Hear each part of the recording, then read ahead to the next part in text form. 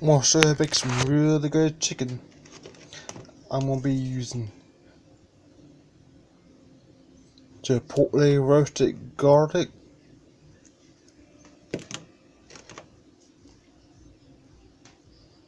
mozzarella chicken,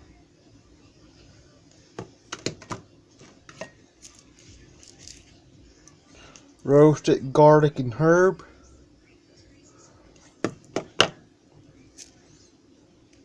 and some crushed red pepper. That's gonna be really good too. I put about 3 tablespoons in the skillet of butter. Maybe a little bit more than a tablespoon. Be back later to show you more.